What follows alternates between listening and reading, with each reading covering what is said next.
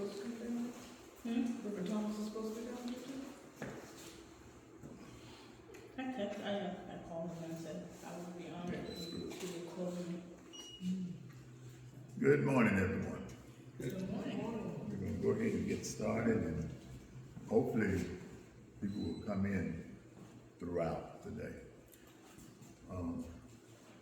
I'm Thomas L. Francis, the CEO and founding president of the Pastoral Care Institute of Atlanta. The Pastoral Care Institute of Atlanta was founded in 2009 and continues to thrive and reign even today.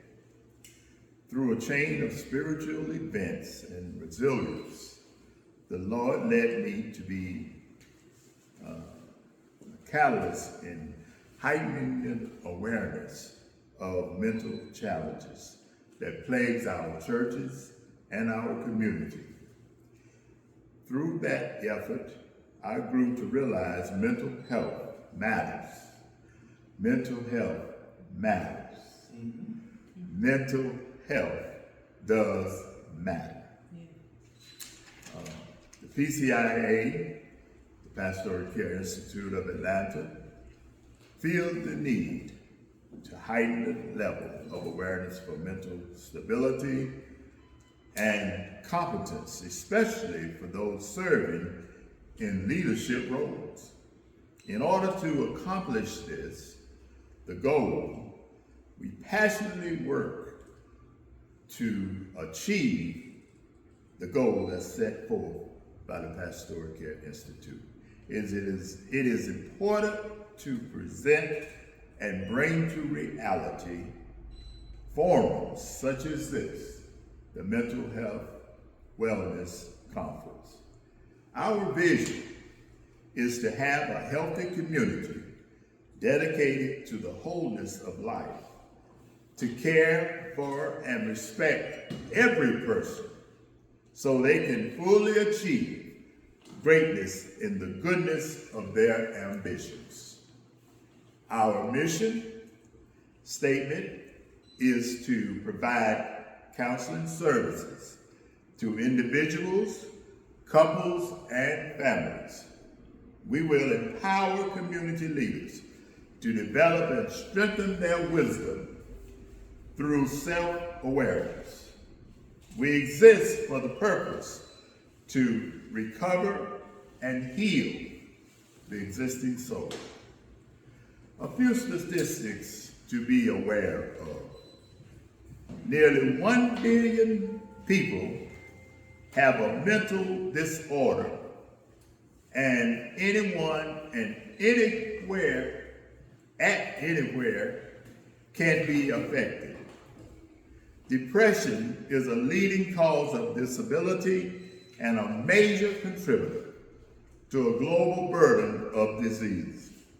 It is estimated that 5% then has gone to 6% now of adults suffer from depression. Worldwide, mental disorders exist 1 in 7 10 to 19-year-olds. Half start at the age of 14 and go undetected and untreated. My Lord. Major institutions and churches only allocate 2% of their budget to mental health. 2% out of the church budget, out of institution budgets, goes to mental health capabilities. For immediate scripture, I'm sure we want to go there. For immediate scripture relief, check out these scriptures. 2 Timothy, the 1st chapter and the 7th verse is for power, love, and stability in mind. Deuteronomy, 31st chapter, 8th verse, reminds us of God's ever-loving, present support. Isaiah 43, first verse, speaks of our divine worth and redemption. Philippians, the 4th chapter, 6th and 7th verse, encourages prayer over anxiety for peace. And Psalms 34, 17 through 20 offers solace to the brokenhearted and promises deliverance. Understanding our mental health is a crucial step toward healing. Incorporating our faith into this journey can provide a profound source of comfort and strength. The biblical passages from the Bible will offer a unique solace and soothe our spirit and provide light to our broken times. We start with a look at a clinical training, learning how to build upon a deeper spiritual awareness of self and understanding of ourselves. And off the chart, I want to mention clinical pastoral education is a great start.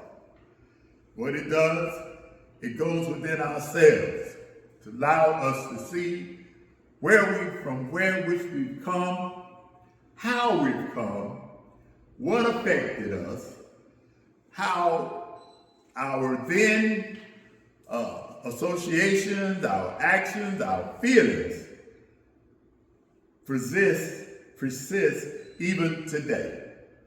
And whatever we're doing, it affects where we serve. I don't know how many here are old enough to know or remember the Jim Jones catastrophe. Yeah. Jim Jones. It's been accepted that Jim Jones had narcissistic personality disorders. It is estimated today that approximately 6% of people have NPD, narcissistic personality disorder. Jones alerted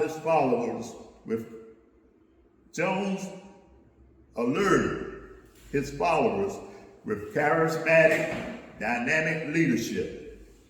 He capitalized his followers through passionate speaking and a display of benevolent power. However, in the reality, Pastor Jones was suffering from depression. And at an early age, he made a statement as a young lad, as a child, I was ready to kill by the end of 3rd grade. I mean, I was so aggressive and hostile. Nobody gave me love. Nobody gave me understanding. Jones formed the People's Temple in 1955. He had a vision in the Pentecostal movement that combined his passion for civil rights and social justice with religion. In 1960s, Jones moved the People's Temple from Indiana to San Francisco and finally to Guyana, better known as Jonestown. There he started abuse, and that prompted a United States government investigation to go over to Jonestown to see what was going on. The temple came under attack, and Jones convinced nearly 1,000 cult members to commit mass suicide by the drinking of a flavored Kool-Aid laced with cyanide. And Jones himself died from a self-gunshot wound to the head. So here we are, united together today with the mental awareness and the goal to become mentally stable. And your willingness to attend this conference, you can be a help to yourself and others around you. Welcome to the Pastoral Care Institute of Atlanta Annual Mental Wellness Conference. So now we're starting the conference, and we will hear from our speakers that's coming forward. The first is Dr. Denise Curry Lowe, who will come and share. Be encouraged.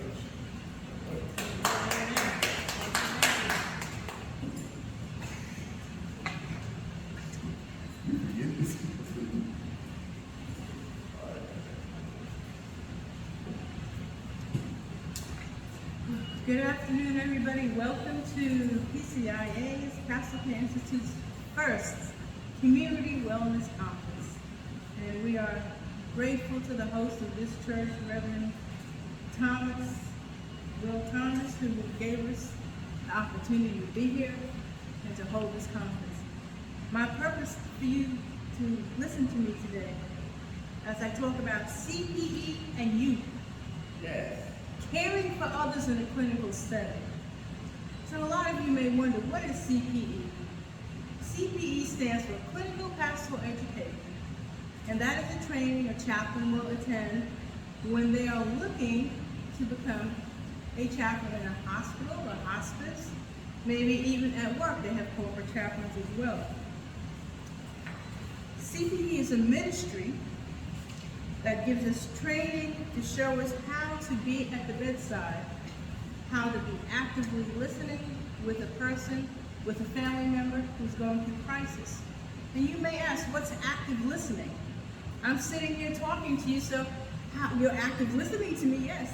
But as a chaplain, when I'm sitting with you and the family, when I'm active listening, I am watching your body language, I'm watching your facial features, I'm watching if you take off your glasses, what does that mean?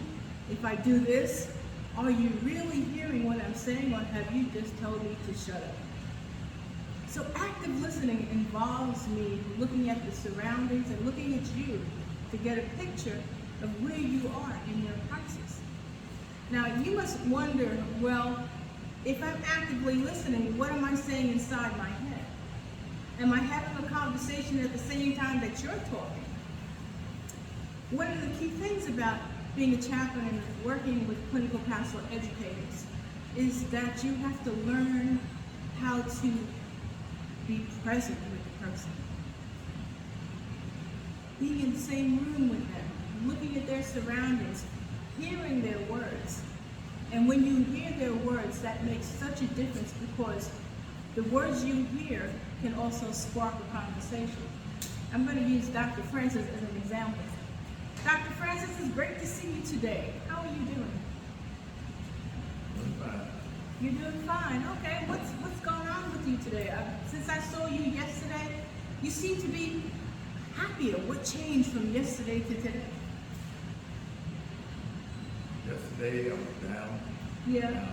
Yeah. Sad, responded. Today I feel better. You feel better?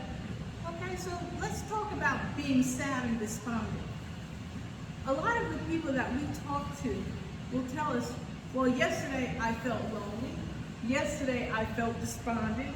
Yesterday I felt that the world didn't need me to be alive. Yesterday I felt that this illness that is keeping me down and out, I didn't want to talk to anybody. I didn't want to share how I was feeling. And some chaplains would take that as a defeat, or they would take it as, I don't want to talk to the chaplain, or they feel as if they can exit the room. That has happened to me sometimes.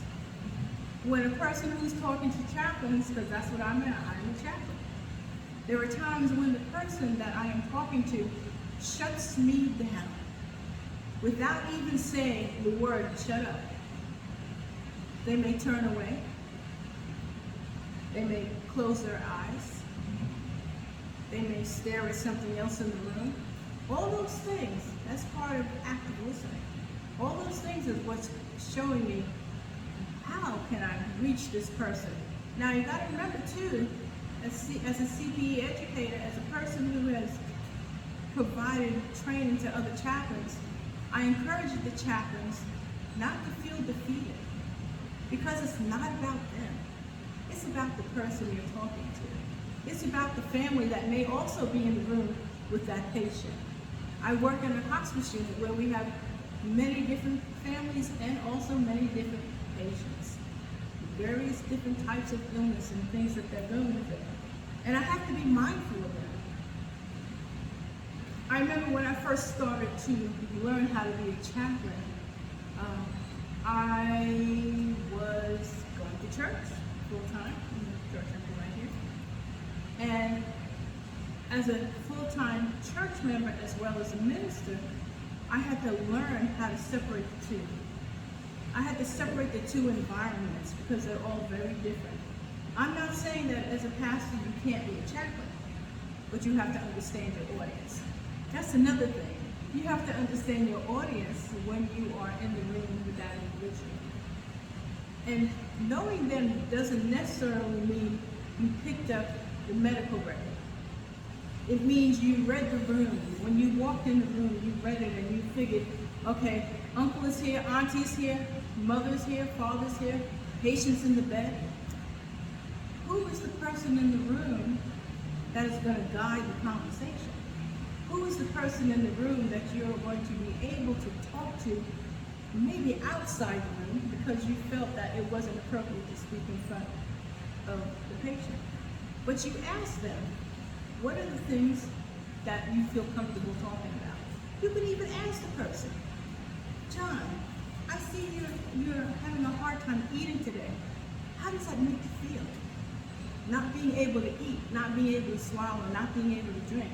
That must have some sort of effect on you. And as a chaplain, whether you are spiritual, whether you are religious or not religious, whether you attend a church or not, whether you find that the earth and the sky is your church, because as a chaplain, we see many different types of people and we engage with many different types of people.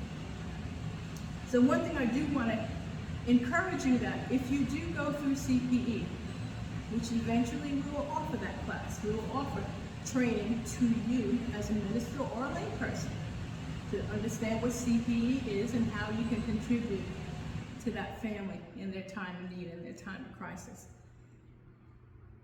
CPE allows you to understand many different things. One of them is actively listening. And I did go about that and talk about that earlier.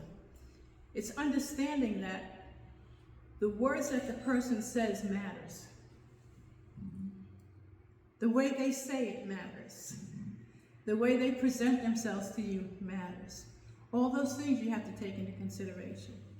It's not about you. It's not about the agenda you may want to walk into the room with because you have to see the visit based upon your productivity at work and you have to put all the notes in the tablet and by the end of the day you have to do 7 visits. I get that. But sometimes you have to step back from that and understand that person may have not had a conversation with anyone all day. And you're the one that's going to bring the light to them. You're the one that's going to give them the opportunity to share with you how they're feeling. Even if you find something common that you have amongst us. For example, I have blue in my shirt. One of our audience members has blue on her shirt. And if she was my patient, I would say, I see you have blue. Is that your favorite color? Conversation starters. So CPE allows you to start a conversation. Even though you don't know who you're talking to, you never met him, it's the first time you're at the bedside. It's the first time you're calling family at home. Oh, I saw your auntie today, and she was very happy today. She was glad to be alive today. And having a conversation with the parent, with the mother, with the grandmother, with the friend on the phone also helps. So knowing that conversation that you're having makes a difference. It's about the family, it's about the patient, and it's about how you can make them feel comfortable in talking. So that's the active listening part. Now the next part about CPE, you learn what it means to be present. What does being present mean? I I'm in the room with y'all, I'm present. Right? Every single one of you are here, I'm present with you, and you're present with me. But it goes beyond that in CPE, in clinical pastoral education, and chaplaincy. It's knowing that I am going to attune myself to you. I am going to listen to your word. I am going to listen to your thoughts.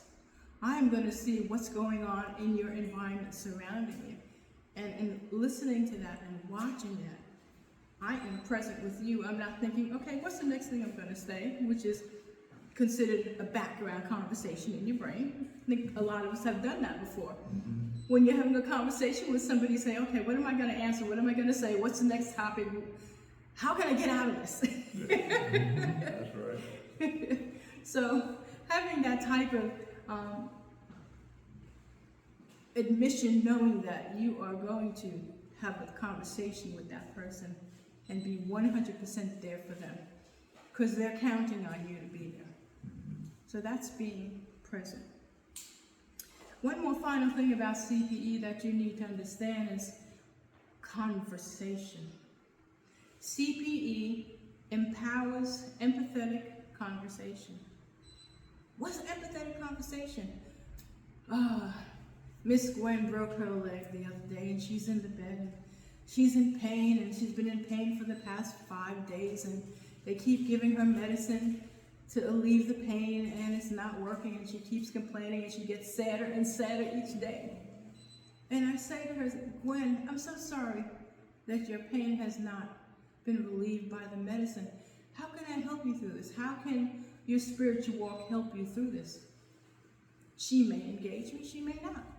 But my intent is to show her that I recognize that she's in pain. And I draw attention to her feeling. I draw attention to knowing that I empathize with where she is. I don't walk in the door and say, okay, she's in pain, they should just give her more medicine, I'm walking out the door. It doesn't work that way.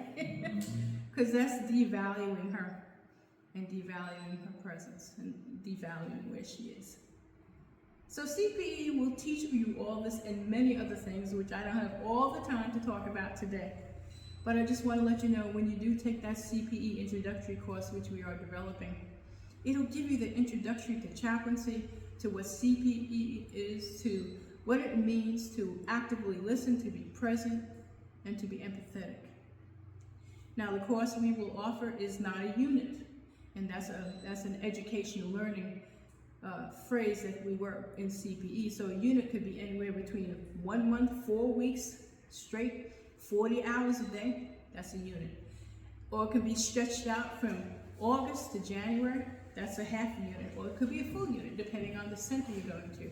Or you may have an extended unit, which starts in August and usually ends in May the following year. So coincides with your school, whatever school and however they structure their CPE class. So I just wanted to bring this information to you today to let you know that CPE is a phenomenal thing to learn. It'll help you understand not only yourself, but also the conversations you will have when you find yourself outside of the arena of the church, because both arenas are totally different. And you'll also learn about yourself as well in the stories that you will hear, and also the stories that you will remember about what you go through. Thank you. Have a great day. Go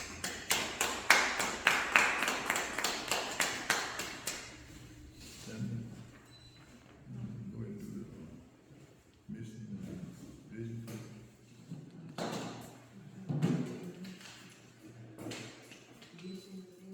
That's what you did, got you now.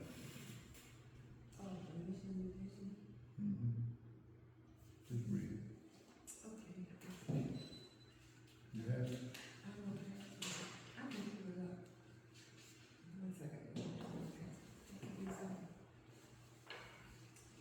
Let me pull up right quick.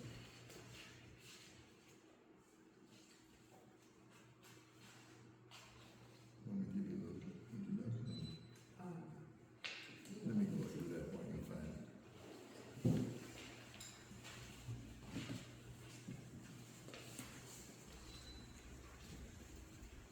Okay, thank you very much, Dr. Lowe.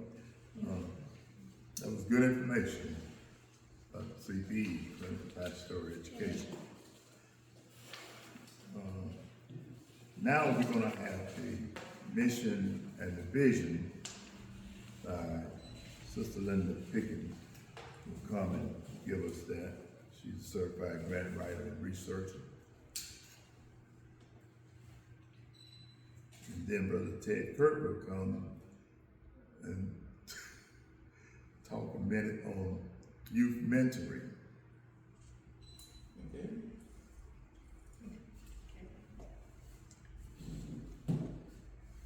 Come forward, Linda.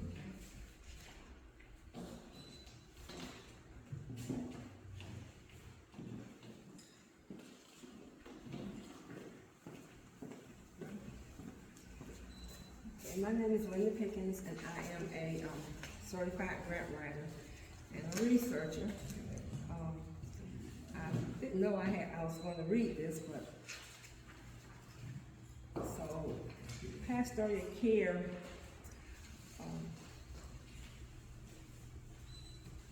vision is the Institute's vision is to solely focus on the spiritual needs of individuals and families, regardless of race, creed, color, sexual orientation, identity, gender, religion, or non-religious affiliation. The emphasis is on spiritual care and not religious preference.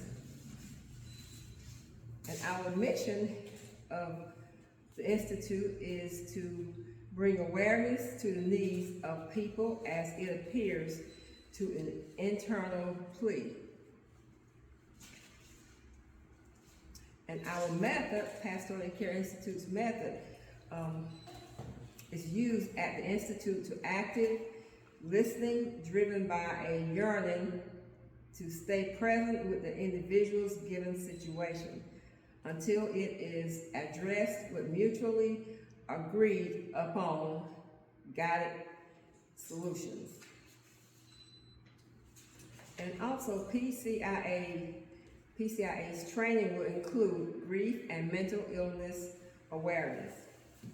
And we will address issues that can hamper the leader's experience relating to spiritual presence, family crisis, church crisis, community divisions, remaining present at the end of life.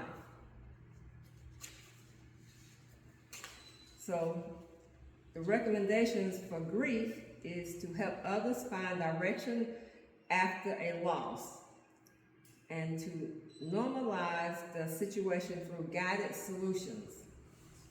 Help others find directions after the loss.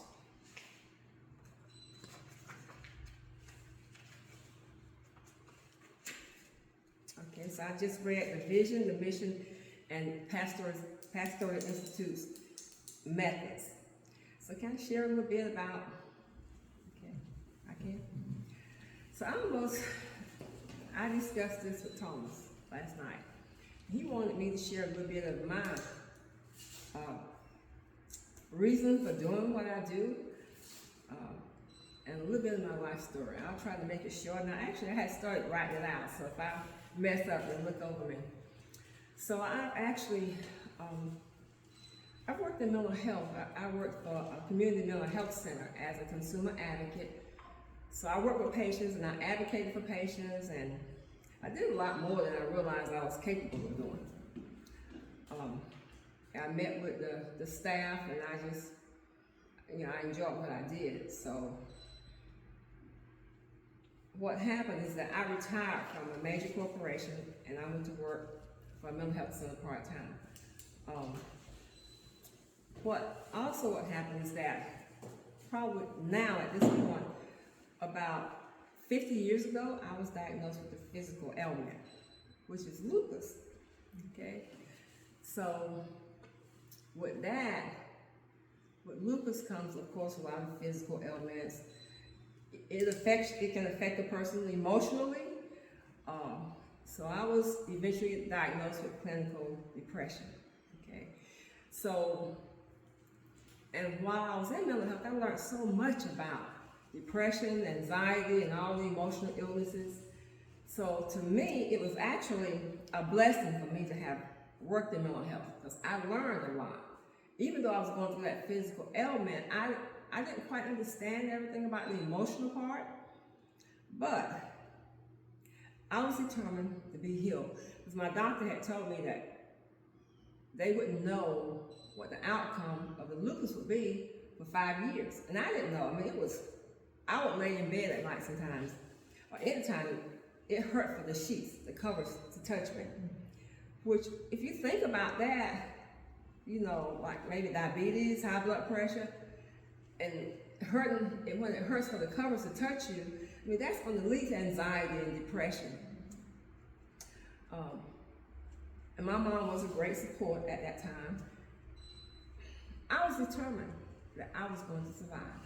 I had seen people on drugs and alcohol and taking medications just for recreational reasons, but I had to take medications to be healed and to feel good and to reduce the pain. So I did my research. That's why I enjoy doing research. I've seen friends and family members die from overdoses of drugs, which that also led to a lot of physical ailments. Again, seeing all of that gave me the determination to move on, and I said, Lord, I know I can be healed. I read in the Bible about how God healed people. I learned about faith. So after going through all of that, I have learned that controlling our emotions and managing our emotions can help us physically. So it took me some time, but I claim healing. I used to go around and say, well, I'm in pain and I don't feel good and this and that is bothering me. I have to recognize that I'm not gonna say I was diagnosed with a physical disability. And I do recognize that, but I don't go around talking about it. Because the more I put that into my mind, the more it affects me. So I have learned that if I think sick, then I'll be sick. So now my focus is on wholeness, being well, and it works. At one time, I'll tell you all, at one time, I was taking 15 pills at one time, 15. And my mom told me, she said, Linda, you don't need all that medication.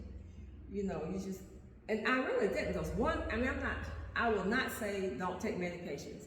Because I believe for mental illnesses or emotional illnesses, people need to take something, especially if you're having some issues, if you're going through certain issues. But I will say, for me, I didn't need all that medication. Because one thing counteracted the other, and one thing led to something else.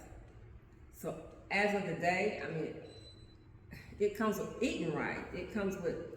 Health comes with eating right, thinking right, exercising, being mindful of certain things.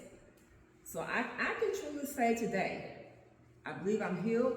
And every once in a while I may have pain here and there, but when I get down and out, I go to scripture, I read the Bible, and because that soothes my mind, that gives me peace. And when my mind is right, I'm not in as much physical pain. Like I said, I'm talking off the top of my head, but that's in terms of statistics that I would like to have given you all, but I don't have that with me. But I know if we think right, if we, I just say learn to control our emotions and manage our emotions, it helps the physical body. Because if I keep thinking that I'm sick and this and that and the other is going on with me, I go around telling people that I'm hurting and I don't feel good. It's not that I don't acknowledge that, but sometimes for me, I wanted self-pity. So I can say that I've learned a lot. I got into doing my own research. Because sometimes people don't always tell you. Sometimes the doctor may not always tell you what to do. But you have to research and educate yourself to be well. I know I said a whole lot, but that's my testimony. So I enjoy research. I enjoy writing grants. To me, I can sit down and put something on paper and I'm soothed. I like reaching out and helping people. And that's where I'm at. And I thank God that I found Pastoral Care Institute of Atlanta. I mean, I think people need this. People really need Pastoral Care Institute of Atlanta. And there's so much anxiety and depression in the world. I think that, you know, I'll just say this is my lived experience. And lived experience, when you get an understanding of it, it says a lot, it tells a lot, and it means a lot. So that's where I'm at. And thank you all for allowing me to share my story. Thank you for sharing. Can we take a 10-minute break? Yeah.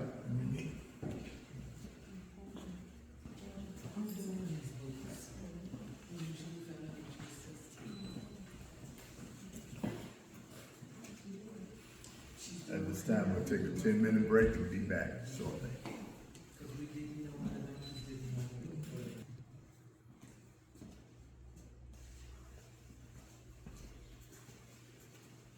Good morning, everybody. My name is Ted Kirk, and I'm going to be talking about mentoring. When we talk about mentoring, what does that mean? It means sharing knowledge that you have with someone else and giving them the understanding and the knowledge to be able to walk in a certain way that would prevent them from encountering negative things. When we talk about our youth, and I have to go back and talk about when I first came into the field of social work. My first job was as a therapist in a place where I was dealing with kids between the age of 4 to 12 years old with very severe mental health issues.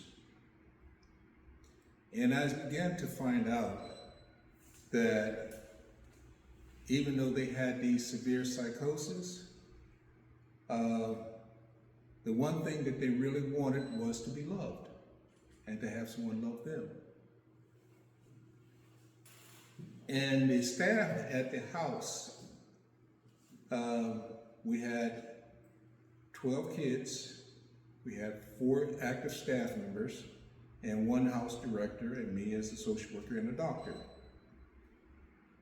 4 times a week, the psychiatrists come in and review all the cases, along with the social worker and the person who was in charge of the house, to be able to give them an understanding of what medications the child was on, what they can expect from the medication, and if they saw something different, to get in touch with the psychiatrist immediately. Well, the most profound thing that happened while I was there was 9/11. When I got to the main office, all of this was, everybody was standing in front of the TV watching everything that was happening. Now, I know I got to rush to the house because these kids I know are walking across the ceiling. I get to the house and, hello, Mr. Ted, how is everything going?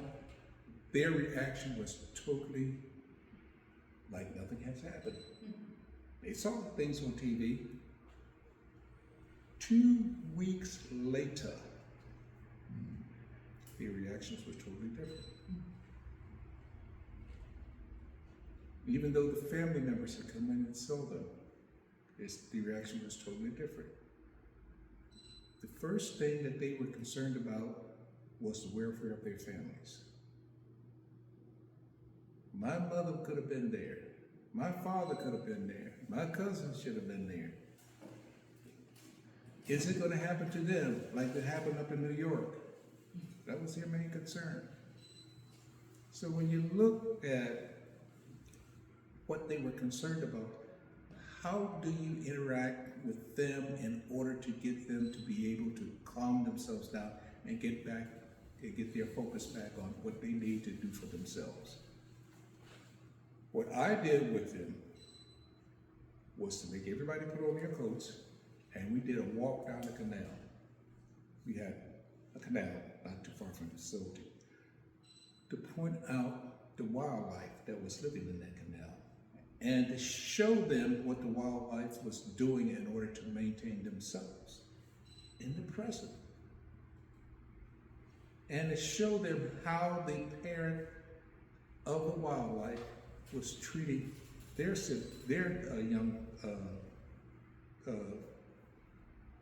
young. And they were beginning to understand at that point that they needed to calm down, find a way to calm down, find a way to call their parents and to find out how their parents were doing.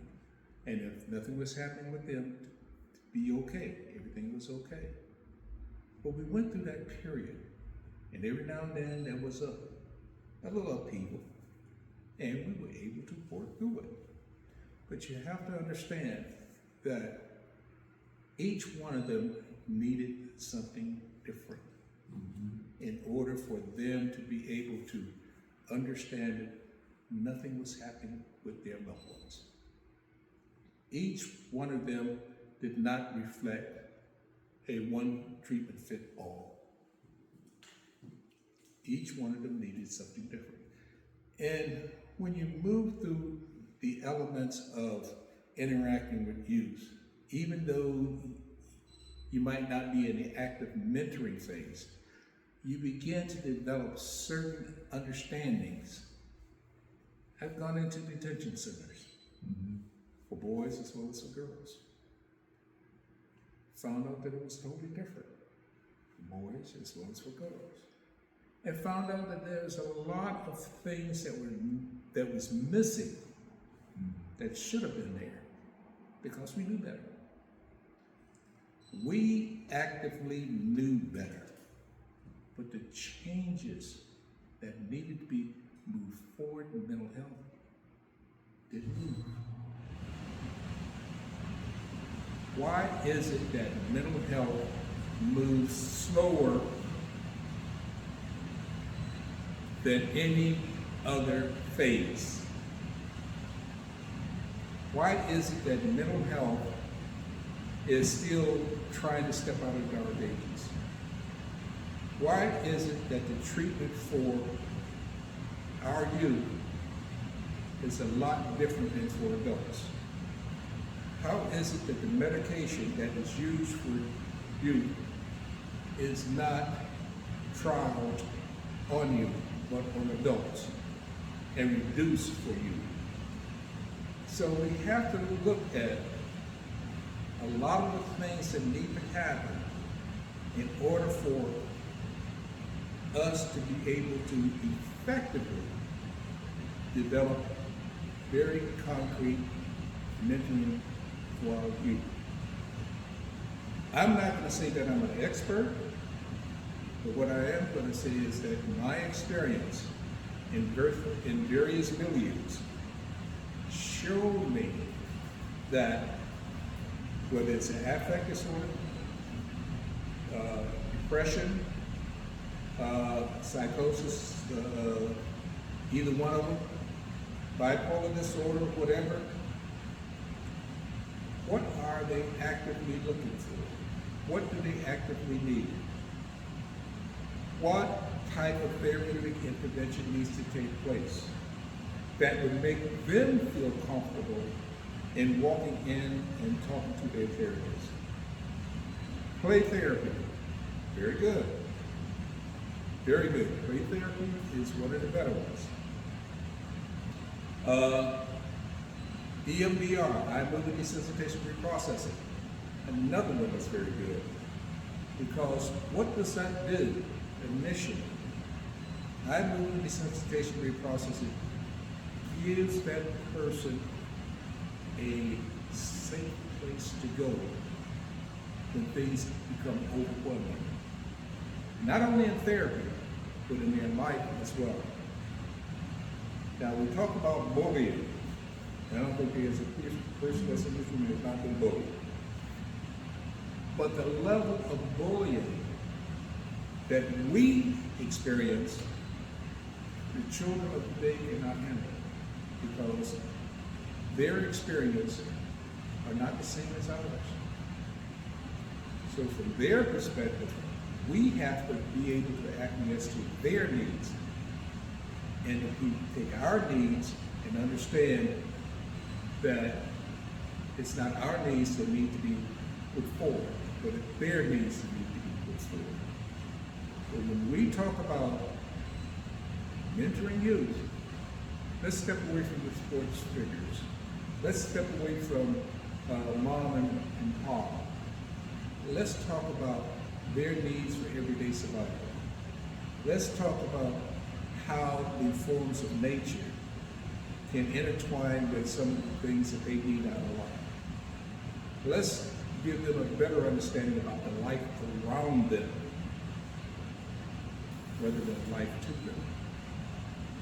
Let's teach them about religion. That is the missing component. Why is it a missing component? Because some of the things that have transpired within the religious community. But we have to tell them, you have to make a decision about what religious milieu you want to attach yourself to. And we have to understand, give them an understanding about what religion really is. How that spiritual substance adds fulfillment to their life. And how that in itself brings about an ability to be able to show them how to have interpersonal relationships. Give them the big of understanding the difference between interpersonal relationships and intimate relationships.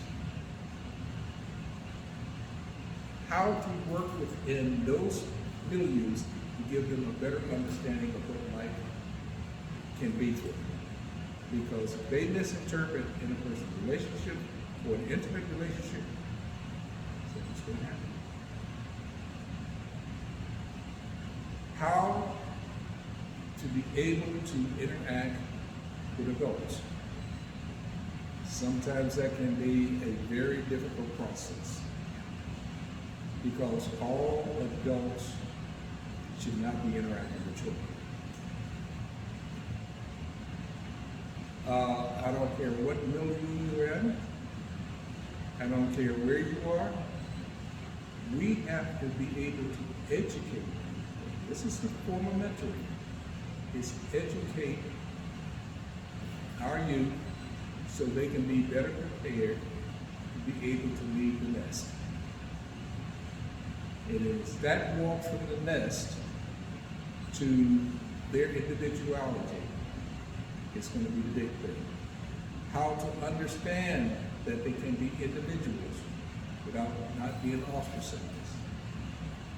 Give them a better understanding that with effort, they can achieve whatever they want to.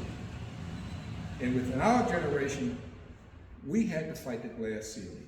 There was no doubt about it. As the glass ceiling begins to bend and shatter, our children have more access to things that we never thought we would have. We never thought they would have access to. To better prepare our children for those opportunities is to give them the better understanding of what it needs to happen, what needs to happen for them to walk forward. And everything does not come overnight. You have to understand, we have to teach them how to fail, but we also have to teach them how to get up from that failure. We have to teach them how to walk. We have to teach them how to talk. We have to teach them how to groom. But when we talk about that, what are we talking about? How many of the youth are we talking about? Well, if you look across the board, you look at our high schools, you look at our colleges, look at all our institutions. What institution mainly sticks out at you? It's always that one that says jail. What's happened with that? Why are we putting so much emphasis on that rather than on those who are achieving what needs. Majority of our youth achieve without not even being mentored, or they're being mentored by their families. But it's that 15%, and we only talk about a small percentage, 15%. And of that 15%, you take that 0.5% that probably won't respond to normal stimulation. But all the others do. What do they want? They're looking for information, the same information that we're looking for. And you have to understand, when we were growing up, we had a funnel this big. And as we grow older, that funnel begins to narrow because we build up biases, we build up prejudices. And right now, every last one of us has a bias and a prejudice about something. And we have to understand how those biases and prejudices affect our life, and not to impose those things on their lives. So when we talk about mentoring youth, we first have to understand where we are and what we bring to the table. And not to be biased about the information that can be used in order to move who we are dealing with forward. Thank you.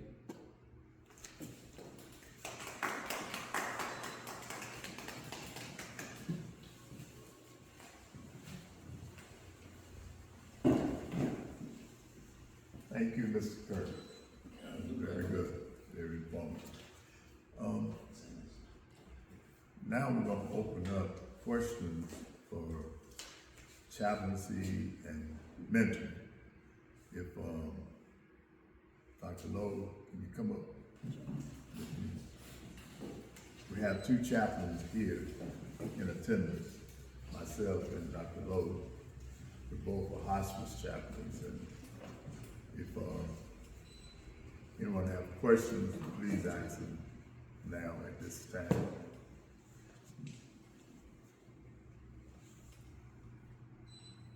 In the area of chaplaincy, there is a training phase that you have to go through. Yes.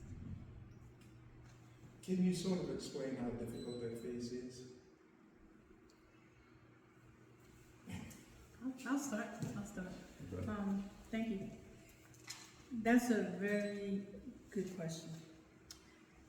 It starts out with knowing who you are.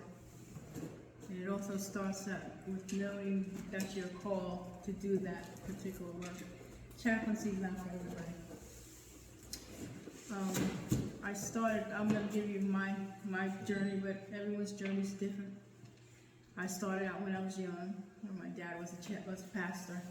So I grew up with him in the church, and I saw him take care of people in the church as if they were his own family. We would have people come to the house, and he would sit with them in the living room, and he would speak to them because they had some situations going on. And me being young, not understanding what they were talking about, of course, I couldn't be in the same room as he was with them.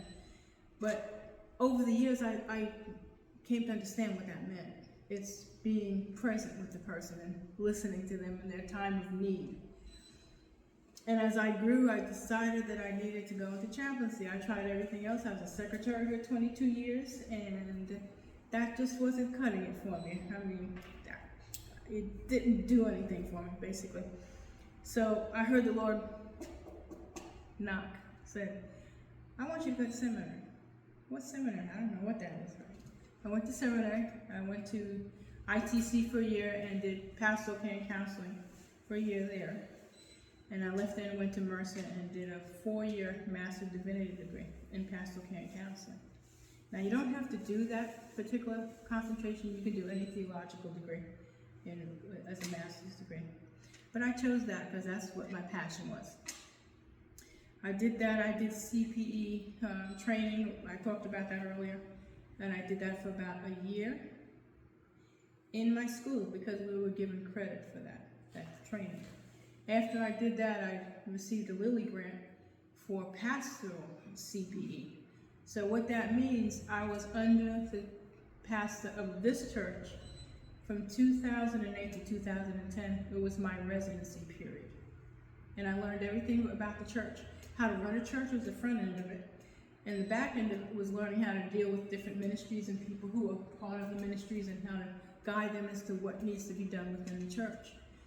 After finishing that, I went to hospitals and did several units. So we're talking 4 units of education on top of the residency, on top of the master's degree. Then started working in hospice and have been in hospice since 2012. So we're talking 12 years hospice. I also became ordained elder in the church, in the AME church, of which I'm a part here. And then I went back and got my doctoral degree under this gentleman over here. He was my supervisor in school. And we're talking a lot of education. But having the education is one thing, it gives you the theory.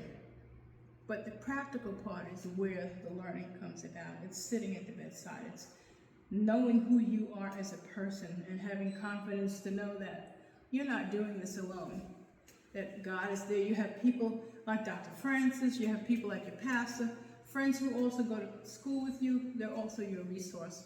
You have supervisors in chaplaincy that give you that guidance and tell you this is what you should or shouldn't do, this is how you should comport yourself when you go into a room, things of that nature, as well as keeping in mind what your own religious upbringing is. Now, we don't bring any of that to the front of the person we're talking to, because we're supposed to talk to them without having to say, okay, you need to receive Christ in your life for me to talk to you. It's not about that. It's about their story. So I've been doing this for over 20 years. I also had another call to be a chaplain supervisor. So I took 5 units of that. So I'm a chaplain supervisor fellow through Spiritual Care Association. So once I finish what I'm finishing for that, I will be a board certified supervisor and I can train chaplains. I do that now anyway. So that's just a short, quick and dirty of the whole education. And I say that to let you know that even though it's an investment of your time, an investment of money, but it's also you're investing in yourself, knowing that what you're doing for others will help them through, as well as help you grow as an individual. Thank you.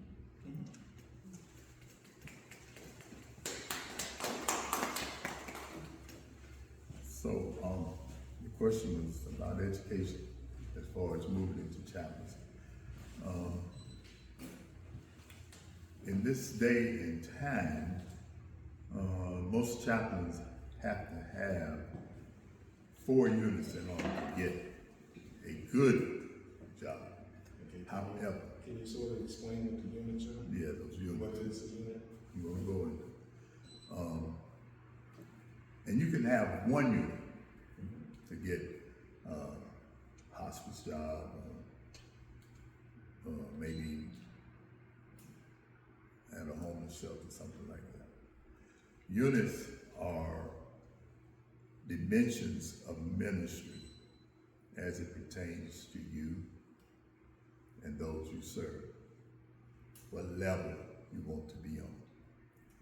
When I first went into chaplaincy, I was at ITC, and I thought I was going there to become a pastor minister, which I came out of a pastor's home. I was actually, I tell everybody I was born on the pews, because that is the main thing I remember growing up, is being in church. I was in church when they had pot-belly stoves. My dad would stand up there preaching, and they had the pot-belly stove that they put the coal and the wood in. So I remember those days. But when I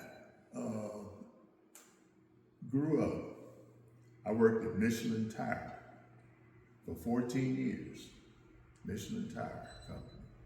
And I was a material handler, going around loading the machines.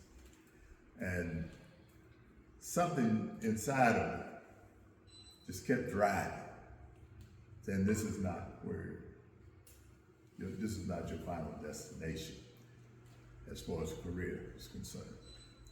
So I started listening to that.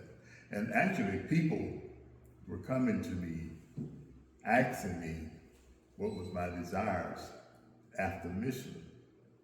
And they had no idea that the Spirit was upon me, but they were receiving something from somewhere else that was telling them that I was going to do certain things.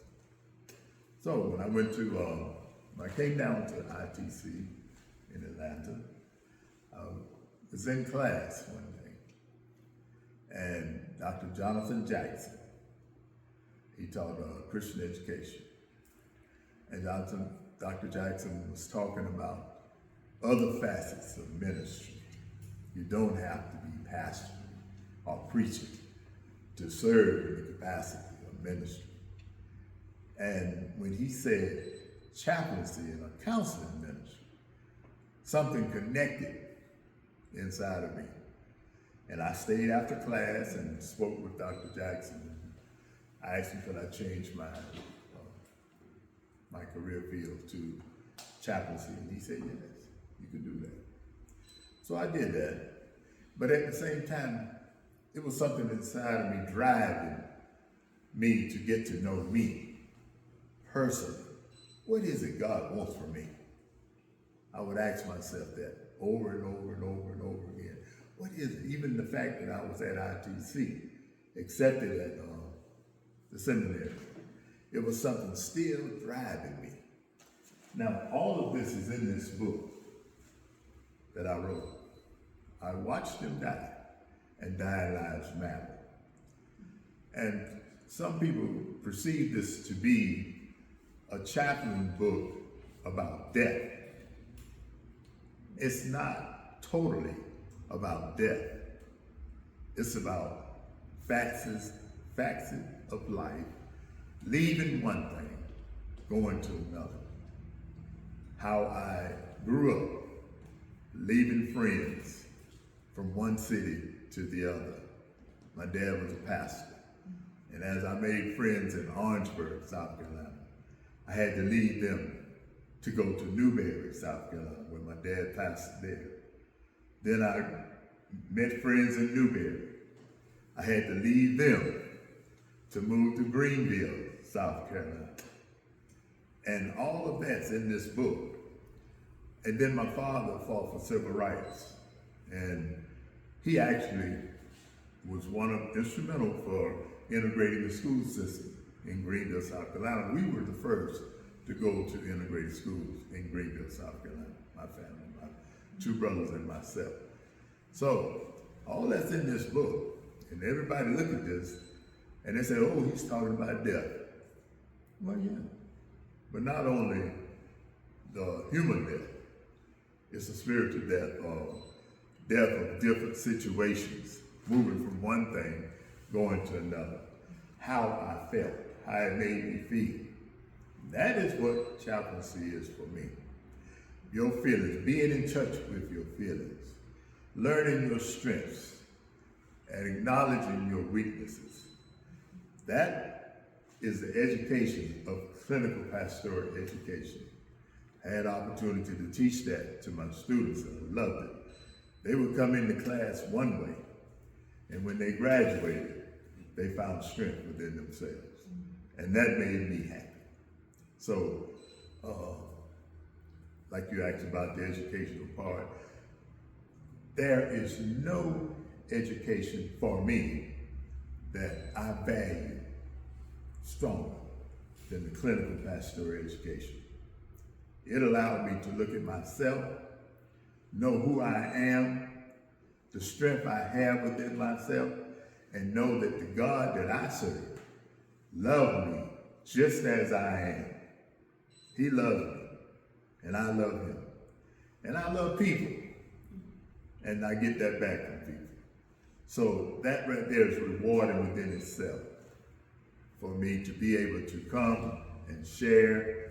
And then beyond the educational part was the creation of the Pastoral Care Institute.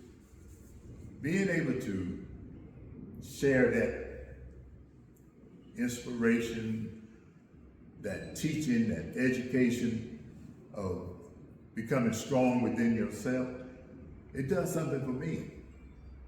And I know it's right because I have a board that God sent.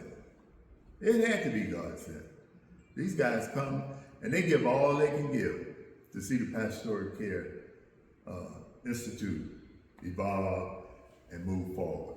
And I appreciate each and every one of them. So, I have 2 books, by the way. One is I Watched Them Die and Dying Lives Matter. The other is a children's grief book, Grief of the Loon Family. And I use illustrated balloons for children. The mother balloon, well, let me say, the balloons did everything together. They rode around together, go to the park together. They played together in the parks, float around together. Then the mother balloon started to get ill, and she gets frail. And she's actually, you know how the balloon loses air? She's actually in the bed, frail, become frail. And the children balloons ask the father, what is happening to mother? Why she don't go out with us no more? Why she's always in the bed? And the father balloon explained to them, the mother balloon is sick and she may pass. And she does, she passes. All of the air comes out of the balloon. The balloon becomes flat and dies. But the one thing the father explained to the children balloons, the air that was in the balloon represents her spirit. You can't see it, but it's always with you. I get a lot of response from this book. And I feel like God gave me that. So that book is very important to a lot of people. So that is Grief Hit the Loon Family, Explaining Death and Dying to Children. So when you say education, man, it's the best thing in my world. It strengthened me, it gave me purpose. That's the word. It gave me purpose and direction. I love every minute of it. Thank you. So,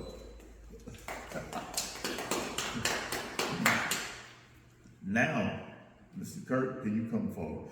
We're gonna have questions about mentoring. Okay.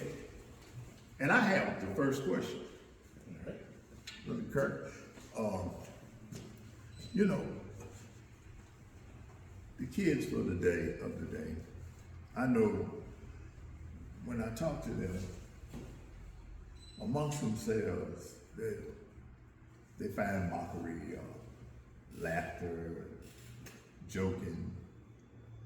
They don't really, it's just, this is just my opinion for what I think I see, okay?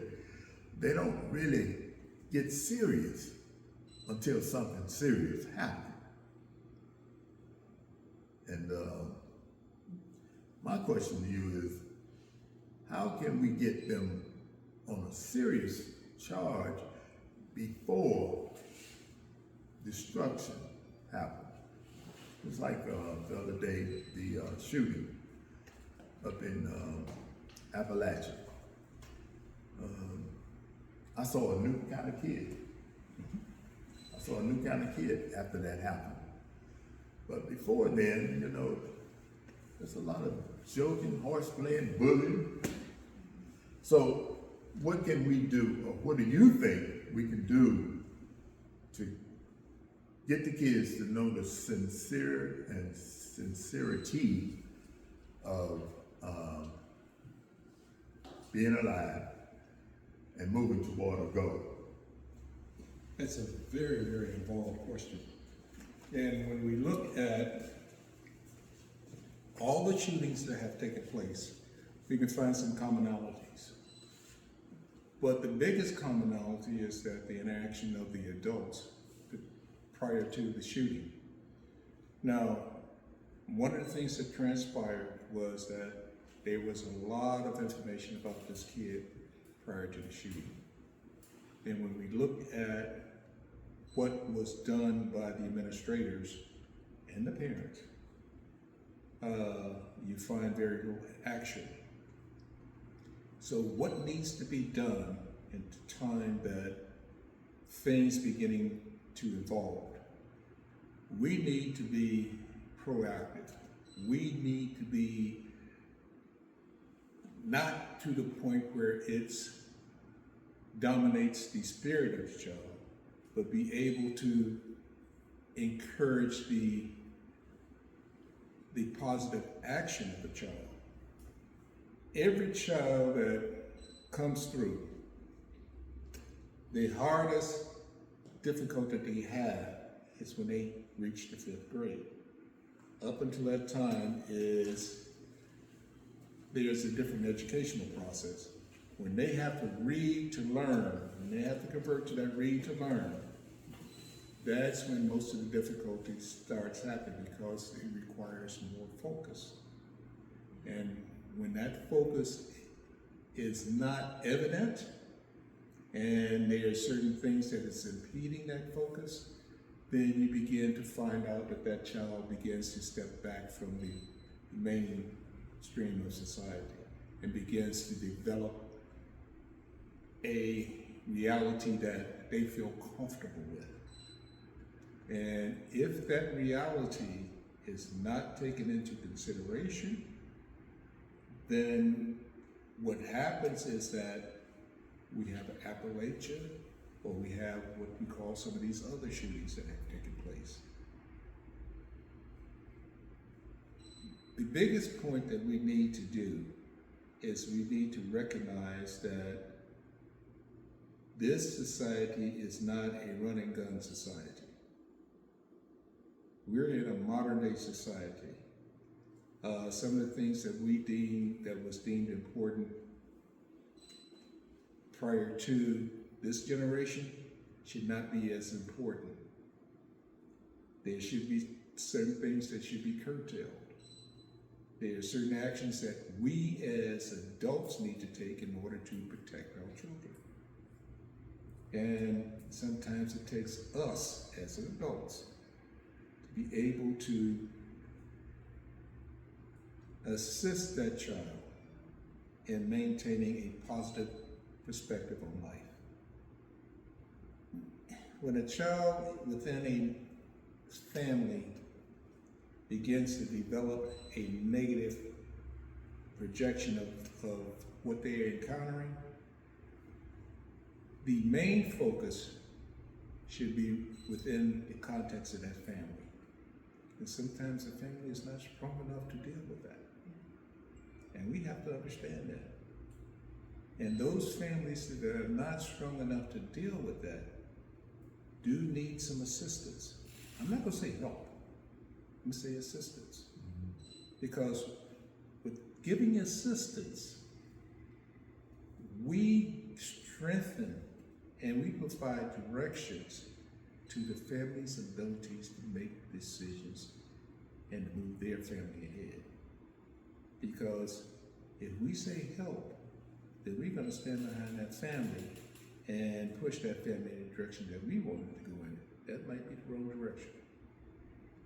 We need to assist the family in moving ahead and giving them the opportunity to develop a positive road for the family to be able to move ahead, which includes their children.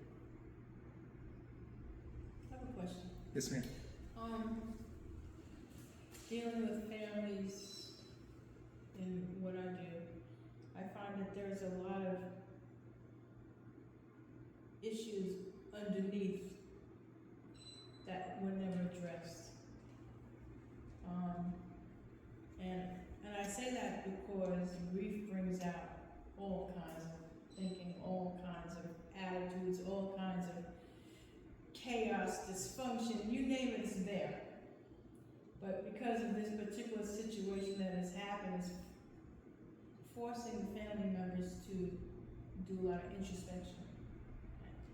So when you get to the youth at that point and you see something going on, do you do an assessment of them before you start the mentoring process to find out what is that layer underneath that's causing them to either act out the way they are or?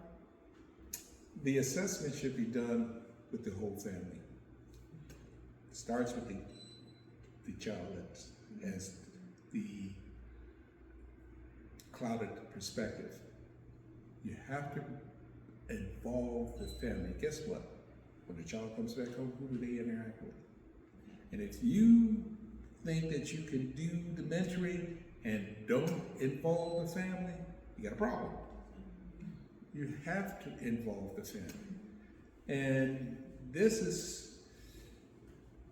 when I was going to school, there was a program that was out where the social workers came into the home and mentored the family. And I can't remember the name of what that it was, but I saw it in action. During that particular period, the problems that we now see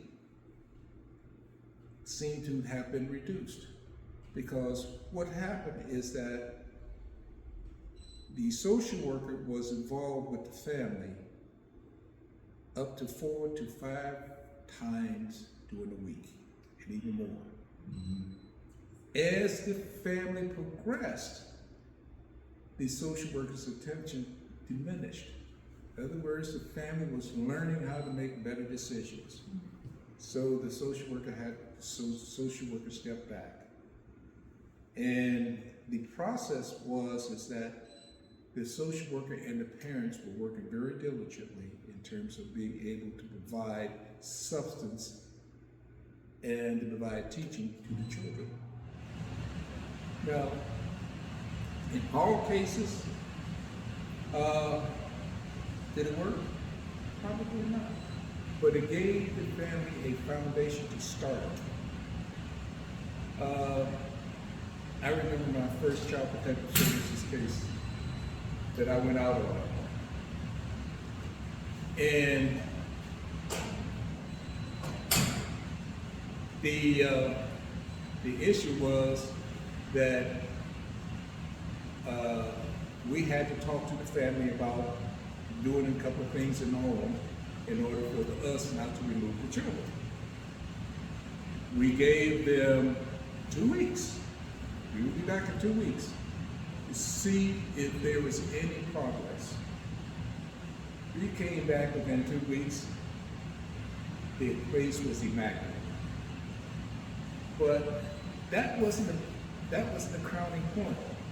The crowning point was that the children told us if they were going to rule us, they were going to hit us over the head and run away with their parents.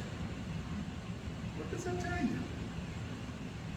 Regardless of whether the child is in a chaotic home, regardless of whether the child is in a non-chaotic home, they assimilate, they are more adapt to the conditions that are in that home.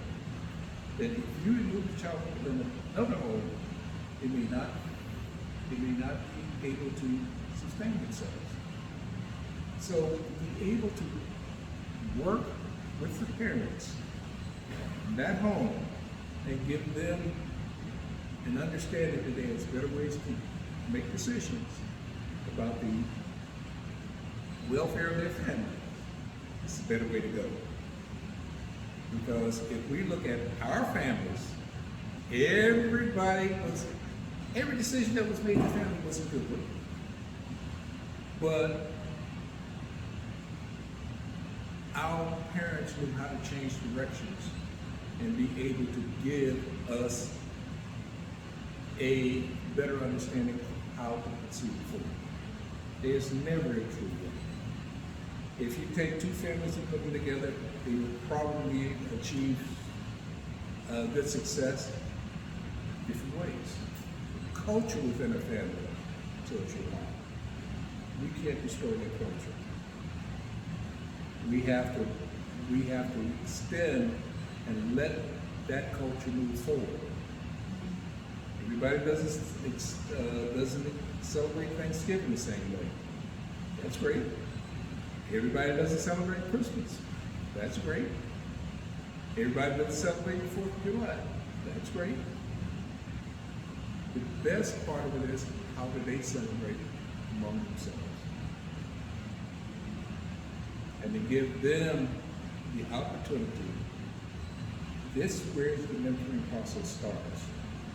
It starts in that process to be able to walk into the house with an unbiased opinion and to be able to look at what's happening within the family and begin to build that process of doing good decision making. Rather than the family going out to the store and getting a whole bunch of potato chips, let's do something different. Would you say your main goal in talking to families is to improve their self-actualization and autonomy? Actualization is correct. And we use that word autonomy, which means being alone. We are not alone people. We are social people. We need that social contact. And if we don't get it, we act out.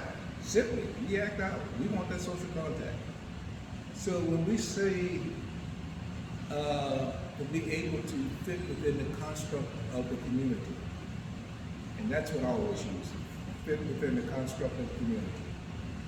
To be able to build that culture within the dynamics of and the nucleus of the family. And to be able to offer and give understanding to the parents there's better ways to decide and better directions to move. There is no clear concept, there is no clear way that one family or one shoe fits all, because it doesn't. Sizes are different. And if we are not flexible enough to understand that, then we're doing more detriment than needs to be done. All children need a way in order to. Let me tell you another story that I really ran into. I was a clinical director at a facility, and I ran into this one mother, came in. She's a drug addict. She did 1 cap a day. Skin pop, 1 cap a day. She had 2 daughters. Based upon that, there was enough information for Child Protective Services to go in and remove them. They lived in a nice apartment, 2-bedroom apartment. They only had 1 bedroom, children had the other bedroom, 2 daughters had the other bedroom. I saw more positive outcomes in that family than I see in some of the non-drug families. One daughter turned out to be a doctor. The other one turned out to be a vet. But they're still using 1 cap a day. So, the bias is on what the mother was doing or how the mother was interacting with the children. What I've seen here in Georgia is that there's 2 systems that exist. And we have to make sure that we eradicate both systems and make it one system. We have to be able to look forward and be able to put in the hands of the people who have the knowledge that Child Protective Services investigating is one of the most important things that can exist. They have more responsibility than police. Police have no right to go in and remove a child. Social workers should and have that responsibility. Yes, sir. I saw maybe figures up. The other night I saw where her daughter was talking about she had to disown her family because the mother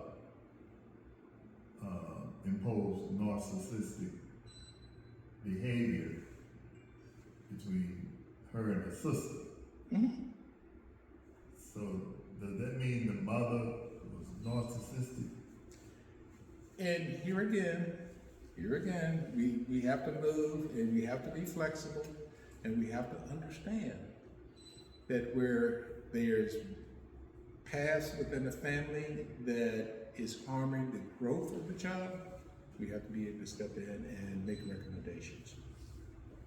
Those recommendations are based upon the evidence that exists, whereby in cases where the Child Protective Services investigator goes out and sees that harm is being done, abuse, neglect, incest, whatever, yes. For instance, when I did a Child Protective Service investigation whereby the man in the house had written a declaration of war for educational purposes for the kids. And the one thing that I read in that 300 and some odd page declaration of war was that none of their friends were allowed within 3.5 miles of the back door until their homework was done. Should have led with that. Wow. Okay. The other thing that we noticed was that in the house, the bikes were chained and locked.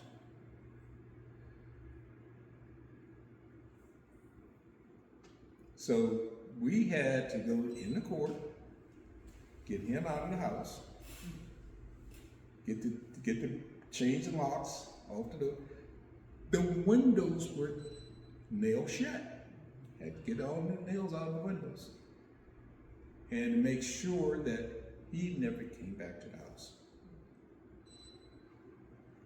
So you run into situations like that. You run into negative situations, but you also run into positive ones. The only child that I had to remove was an infant. That's because when the mother arrived at the hospital, she was gone. And because of that, they called us, went in there, did the investigation. The child was remanded to the father. They weren't married. So remanded to the father. It's part of the family root system. When I last left and saw the little girl 14 years later, she was an amazing child. She was mainstream, but she was a fast baby.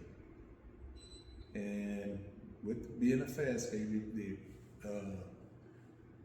the cognitions are not at the same level as most children.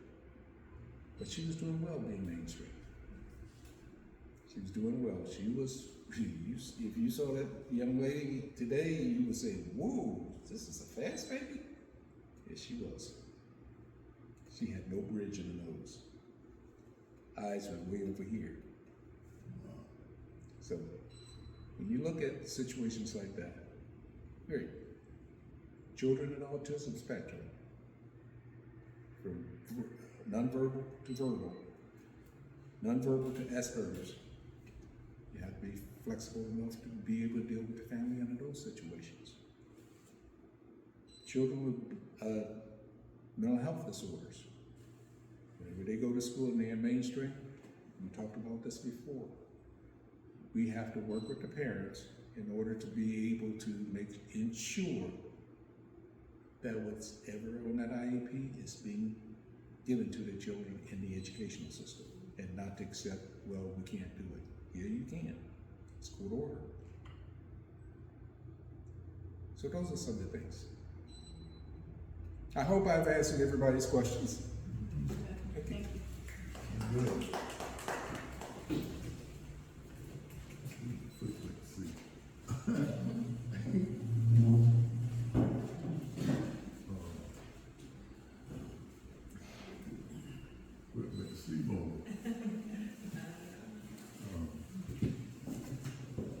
Thank you, Mr. Kirk.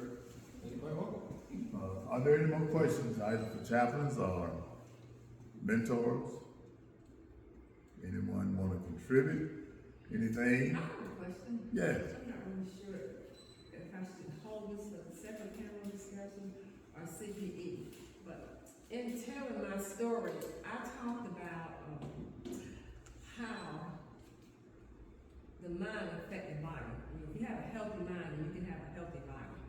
So I learned that over the years. I had to do my own research, I had to study, and I wanted it, so I got it. So what do you all have to say about that? Because that's something that a lot of people don't talk about. And I talked about depression. That's such a big stigma on depression, which I think is decreasing now compared to years ago. But I have not wanted to tell my story because the person look at me, they think, well, she's normal, she looks healthy, she talks okay. But I've had challenges, and I feel like when people share their story like I did, that may bring more people forward to want to be healed and to want to share their story. Saying all that, basically, mind over matter, and realizing that if you have a healthy mind, you can have a healthy body. Can you all share some information with me on that? Well, you know, Well, basic. Depression is a affect disorder, which means that it affects that part of the body. Dysthymia and major depressive disorder, bipolarism, where you swing between two poles. Those are some of the things that we got bipolar 1, bipolar 2. But the biggest thing that they don't talk about is some of the other things, histrionic disorders, and going from there. But you have to look at what methods are out there in order to treat those. They only have one method. Let's sit down and let's talk about it. They're not throw you a pill. Now, after a while, then you don't have to talk to me. Then I just keep flipping the pills at you. So, what do we need to do in order to understand, get a better understanding of what dysthymia is, major depressive disorder is, bipolarism, histrionic? Do they need different methods of treatment? The major treatment is I just doing it's talk therapy. Now they're involving EMDR, eye movement assistation process. Now they're trying to put in prolonged exposure, this treatment. So they are extending that in terms of being able to find out why depression is there. If it's something that is inherent within the structure of the family, then you have to get a better understanding of what it is. I appreciate your explanation, Ted. I'm, with my training, and I'm always gonna look for the story that is causing depression, because usually there's, like I said before, the bottom layer underneath that grief, the very first thing, oh, I remember when so-and-so didn't treat me right, or I remember when so-and-so treated her better, or I had a case where a patient lost the father. The mother died before. And she was working at this, I'll say diner, just for the sense of saying it. And she didn't get along with her boss. So I got to the bottom of the story and said, okay, when did the anger start? Oh, did it start when your dad died? Because he died sick. No, it started when my mom died. Why? Why are you angry with your boss? Because your mother just died. I figured you'd be angry because your mom died. She said, no, because my boss reminded me of my mother. So I had to dig down below the grief. Because as a pastoral counselor, we do that. We go below the grief to see what is the foundation of why they act the way they do. And until you get the person to realize and say, you cannot tell them to say it. You have to fish and ask those questions that will cause them to say, that's the reason why I'm doing what I'm doing. That's why I'm angry. And I never thought of that, and usually when it comes to that point, I have to bring out the tissues for the person. Because of that realization that all this time, they never realized it. It was because of the narrative of the story that we're able to see what's going on. So that's why the narrative story, as you say, I don't know what you call it in your terms, but for me it's a narrative. And the narrative is what is going to get them to the point of healing. You have to start there. So in answer to your question, you have the physical, you have the emotional, you have the psychosocial, you have the spiritual. All of those intertwine to determine how you're going to react to your situation. And you have to talk to each level. You can't just talk to one. And I shared it with Linda too, that our daughter has lupus also. She was diagnosed at 16, 17. We didn't know what was going on. We just thought she was just another lazy teenager that didn't want to do anything. And didn't acknowledge the pain and the depression that she was going through. And we were only aggravating that further by demanding things from her that we thought she should have been doing, Yes. but she wasn't capable of doing. So more education, because at the time the doctors didn't know what it was. It was not diagnosed as lupus. A couple of years later, it was diagnosed.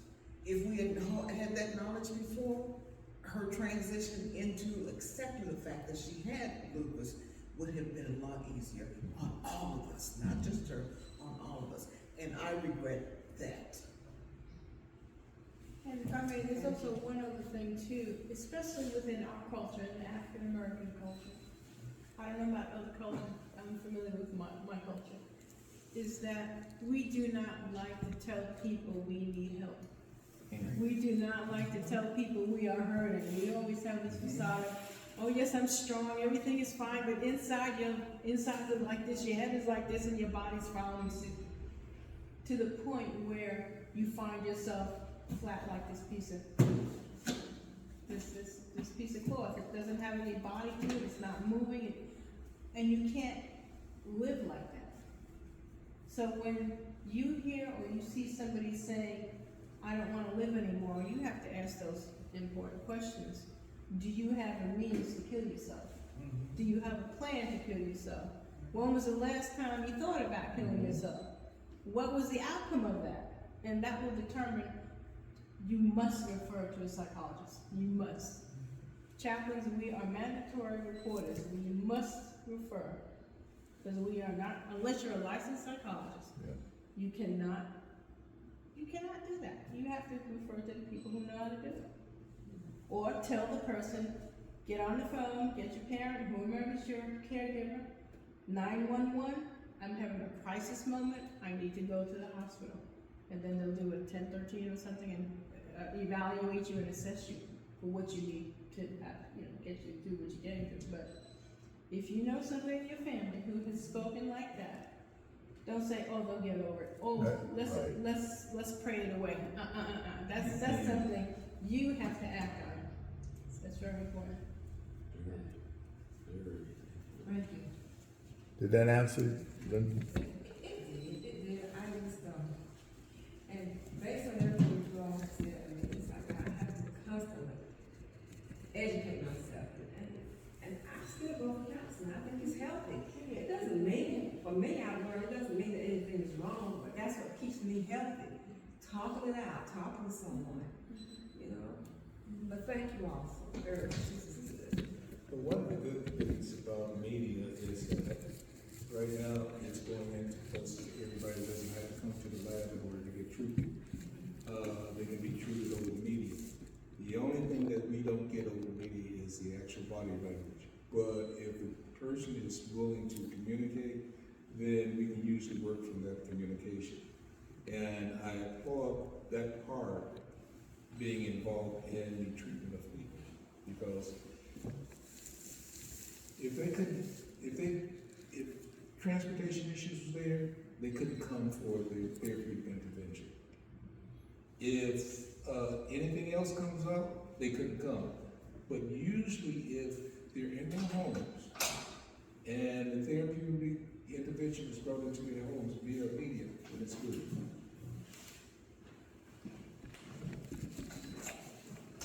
That's good conversation. Good conversation.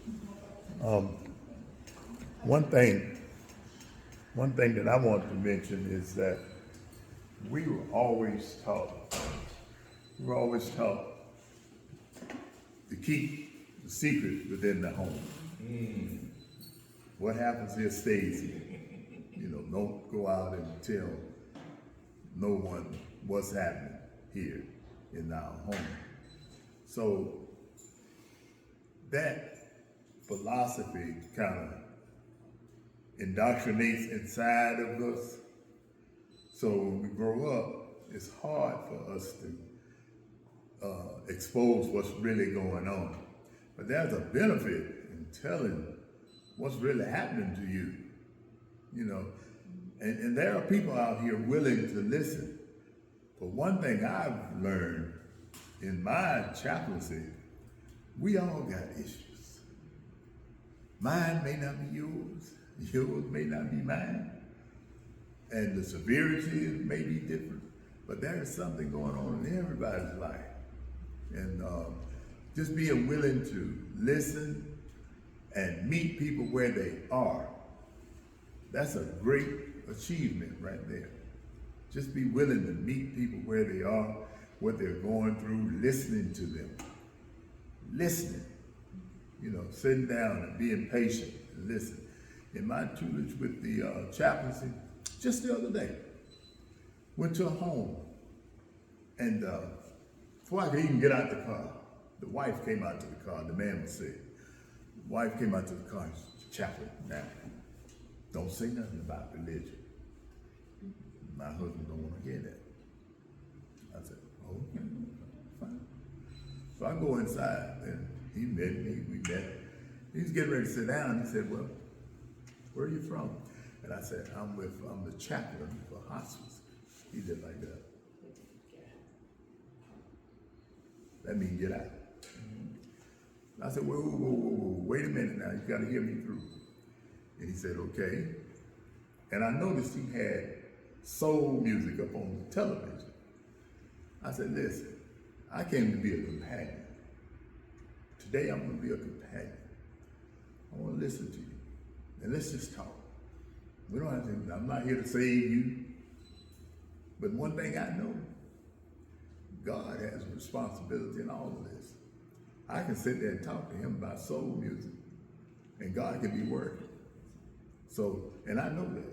So we talked about the soul music. We talked about what he did on his job. We talked about his relationship with his wife. He's a cook. We talked about cooking, how he loved to cook different kinds of food. And we just laughed and talked. He had a golden retriever. And we laughed and talked. I even fed, they brought biscuits around. I fed the golden retriever. Made a connection with him. And when I was getting ready to leave, he looked up real slow and he said, "Chaplain, you come back. Come back next 2 weeks. Come back and see me." I said, okay, I will. So it's all in listening. It's all in being a part of somebody's life, being instrumental, and being present. Because listen, I found out all I have to do is be present. God has a responsibility in this too. When I'm present, God's working. He's working. Another incident, I'm going to sit down after this. Another incident I had, young man had AIDS. And when I went to his home, he was turned against the wall. The nurse told me. The nurse said, "Chaplain, now he won't say nothing. He won't talk at all." I said, okay. So I went in, and he was face the wall in a fetal position. And up above his bed was a portrait. It was a portrait of a woman laying on the bed, and they called the name of the portrait was Dark Sleep. And I looked at the portrait, and he was turned against the wall. He wasn't sitting, I just sit there. And I said, you know what? I like that picture right there. He did. Like that. And he wouldn't say nothing. I said, I really like that picture. That is really nice. He said, I got that from so. I said, oh, okay. I like it. You have more like that? I have pictures all over this house. I said, oh, okay. And so we connected on that picture starting out. We talked. And I said, you really want to talk to me? And he said, yeah. He said, yeah. I want to know if God forgives me for my sins. I said, well, let's see what the word says. The word said God will forgive you if you acknowledge him with all your heart. You're saved. And you know he died. But before he died, he gave that picture to me. I have it in my house right now. Don't know. It's in my home. He said, I'm not going to have a need for that, chaplain. Take it. I said, you sure? He said, yeah, take it. And I'd have that picture today. It's all about meeting people where they are. You know, I have friends who tell me all the time, your job is to go in there and save them. Man, my job is to go in there and be with them. Not manipulate them, not to control them, to listen to them and be with them and show the compassion of God and Jesus Christ. And that's what I do. And one thing happened in that room. He asked for forgiveness for all his sins. When I prayed for him, Doc, and I tell Linda this all the time, when I prayed for him, he was crying when I started praying. When I finished praying for him, I was crying and he was laughing. The spirit had flipped. And I came out and I went outside and I was crying. The nurse said, what's wrong with you? I said, I don't know. And she stood there and she prayed with me. She said, you got to pray that off for you. But it's amazing how the Holy Spirit works. It's just amazing. Hard to explain it to people. But even in my call story, which is in this book, my call story, man, people tell me they don't believe this stuff. They think I made it up. Nothing is made up in this book. This stuff really happened. I saw monsters. You know, people were coming to me telling me, you're going to be a preacher. And they didn't know what was going on. I was going to parties and couldn't walk in. I went to a party at the hotel and I sat in the lobby. My friends were inside. They come outside. What's wrong with you? I said, I can't go in there. I don't know why. I could not go in the party. So I'm saying spiritually, there's a lot happening inside of the patients we see, inside of the people we talk to, that we don't even know nothing about. But if we be there with them, all of that will come exposed.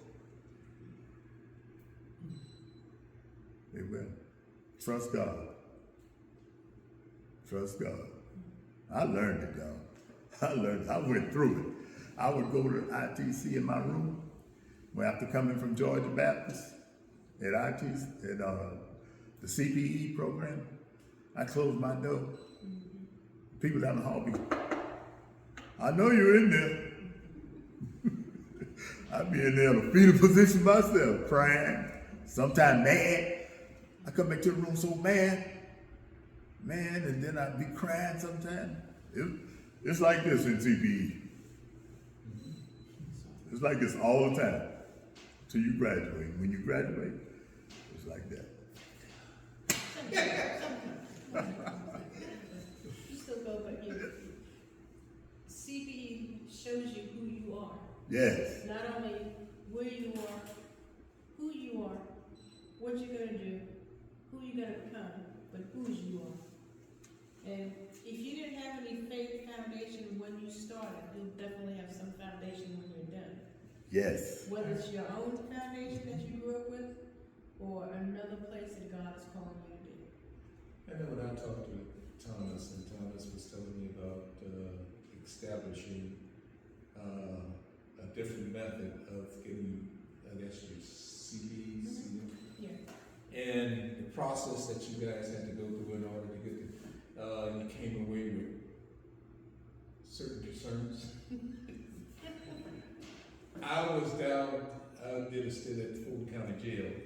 was talking to the chaplain down there, Yes. and as soon as I mentioned it, I saw a body change.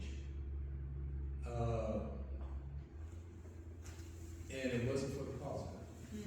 So that let me know that this process was very involved, and it was monitored at a level that made people change their approaches and find out whether or not they were capable of doing this.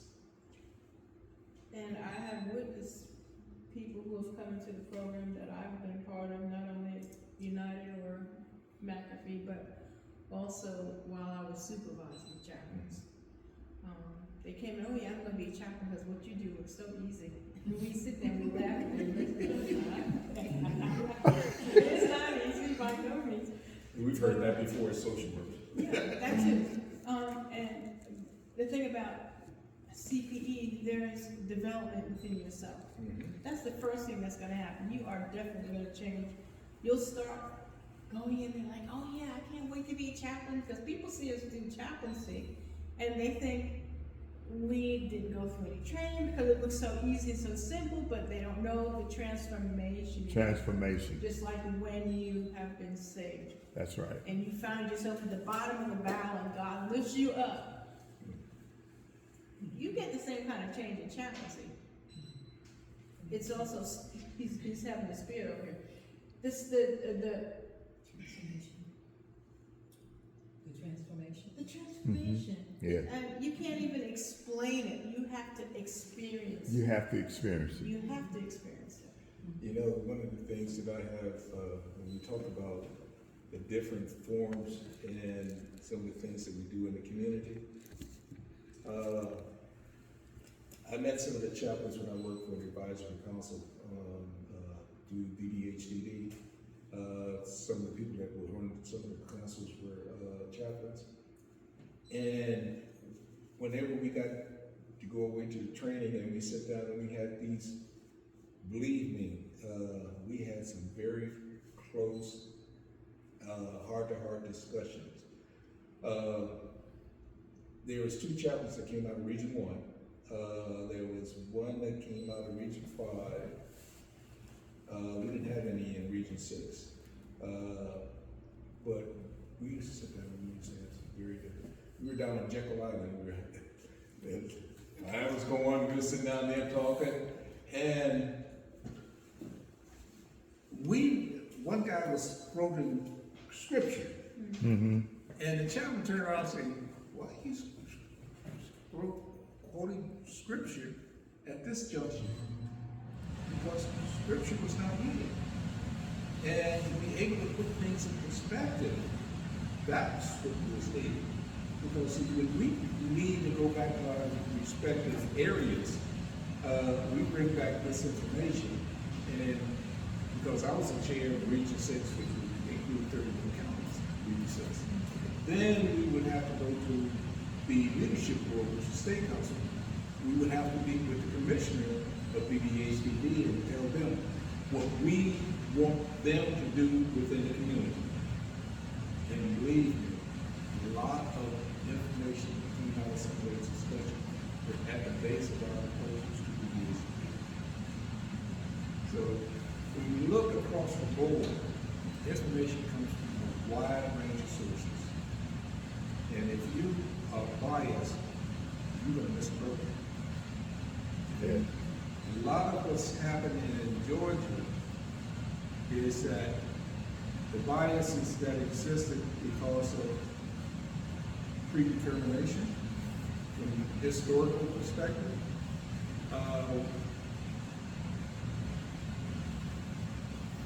the money that could be used for mental health, there's a bias to that. There's a bias to it. Based on the governor's perspective. So the other part of it is, the other part of mental health is that they don't want to pay the therapist what they're worth. Mm-hmm. And that's a problem. And we have to admit that that's a problem. How do we proceed from there? just stepped back and said, I'm retired now.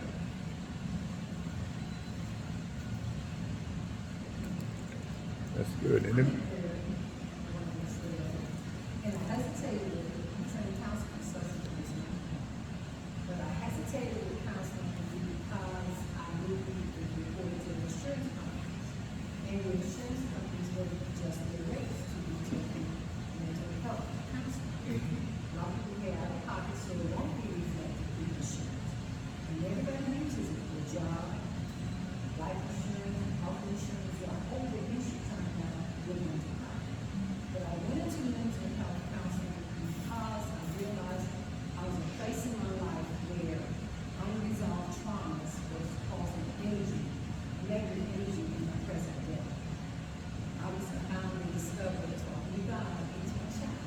He listens, and when I speak it straight with no chaser, gives me a response.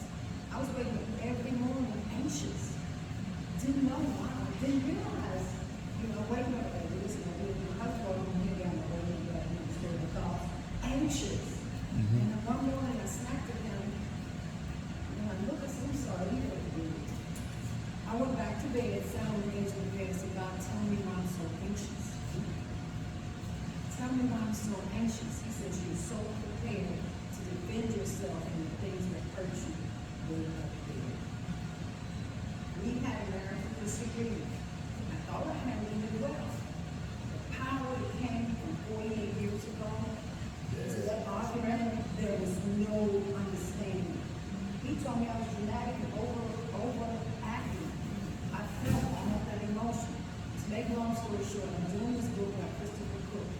I found it in the Bible, the new verse, and it's healing which you can't erase. Healing which you can't erase. And this man is giving his full testimony on the scripture. So God forgives us, but we have to know what we've been forgiven for. He's forgiven me for 48 years, allowing my heart to be hard.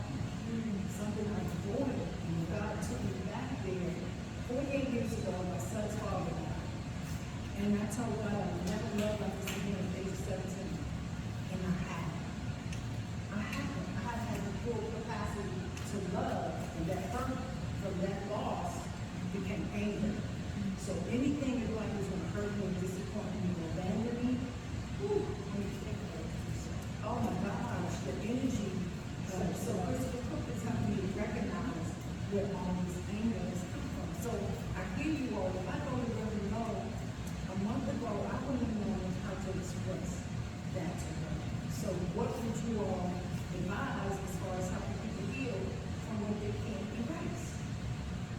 How does it come up and out of the person until God opens their revelation? That's it. We just touched on it a few minutes ago, is that as chaplains, we're trained to go to the need service, to look at the words, to look at the body language, to find out those key things that you keep repeating and saying, and say, oh, tell me what that feels like when you keep saying, he hurt me, who you referring to? And then you end up crying and shut down because you are living in your mind, praying that you have that person. And you sit, as chaplains, we have to sit in silence with you. We can't say, Like God does. He doesn't shout at me. and if you utilize what you hear effectively, and you actively listen effectively, we will be able to bring that out of you. And you don't even know you're doing it. And we know it. You start crying. You start crying. That's the first sign. When you're able to touch that part of the person. And I'm not talking touch like this. I'm talking. So once you touch that part, the body's gonna fall. My heart and mind were like this, locked up. And when I went to my counselor, I used to, I was at Polk University. We had doing counseling. We had counseling. And she did my last session after graduation. She says, Miss Ingrid, you always describe your issues as a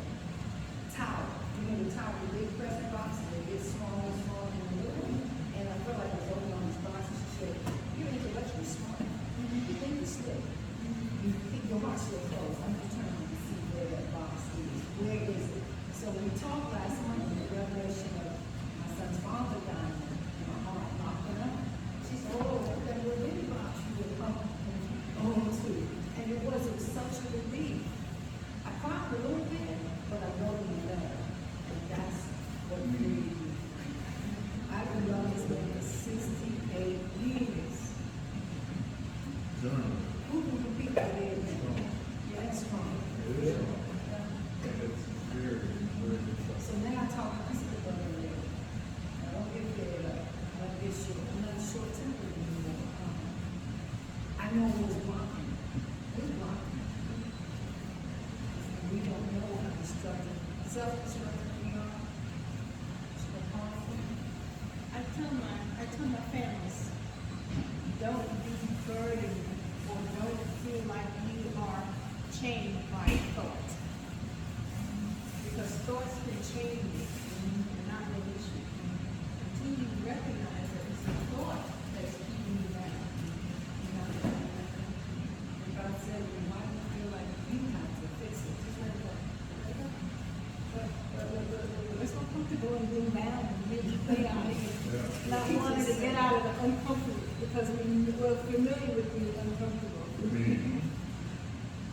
But we're not familiar with being comfortable.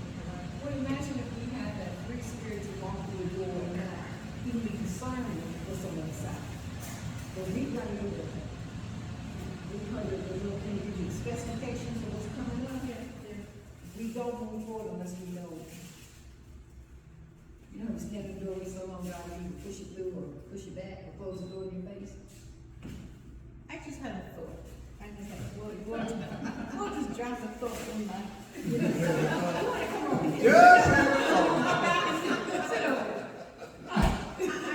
I just had a thought. I was in the Dollar Tree store this morning, yesterday, to get some couple things right in the bag. And a bowl of, I guess, compressed sponges or cloths were in the bottom of the bin. And I picked one up and said, just add water and it will expand.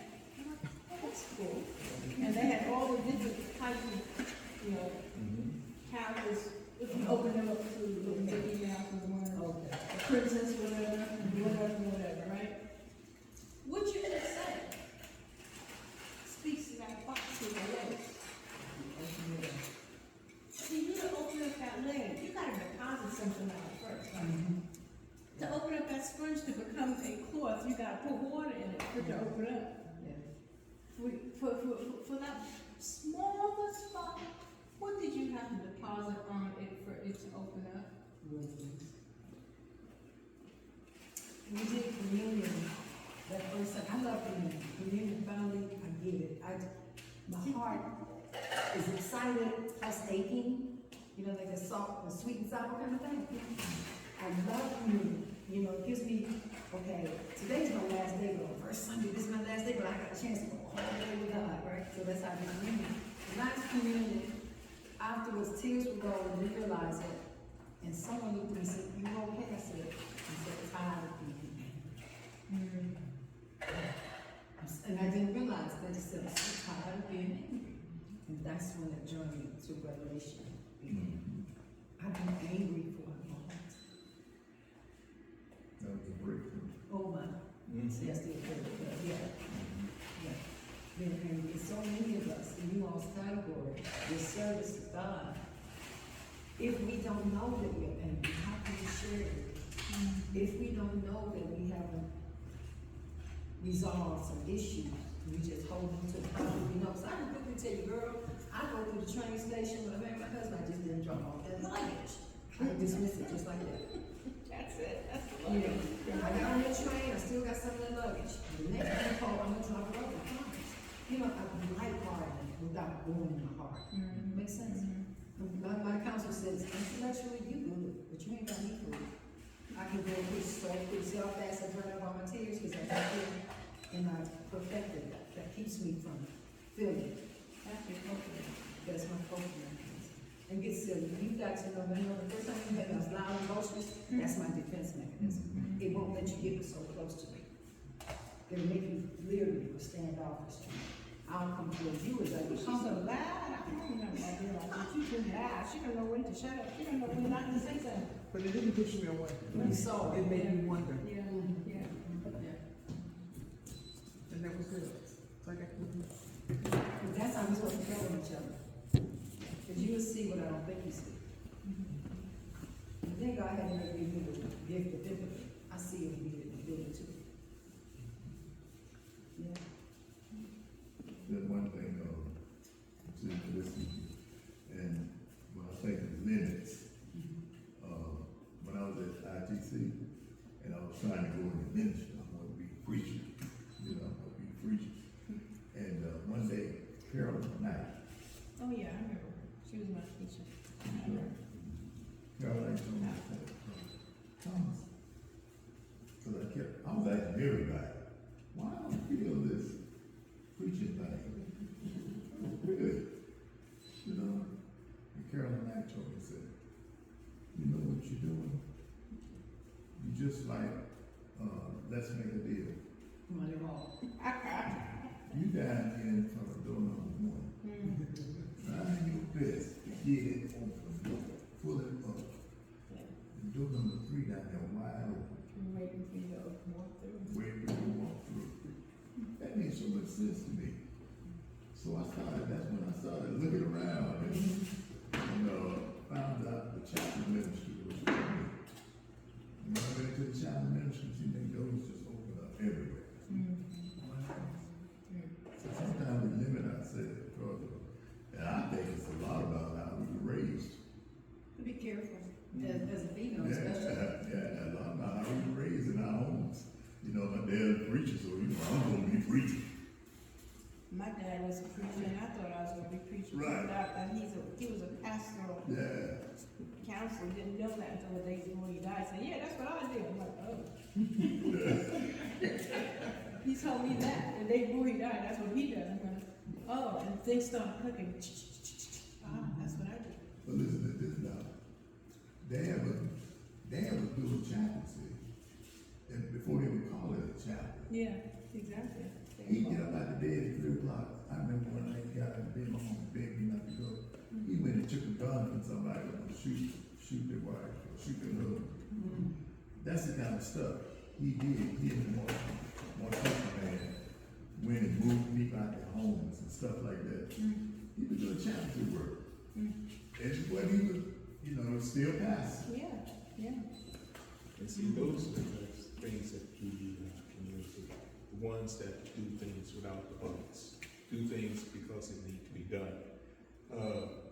We sort of separate the religious community from the state, from everything else. But it has to be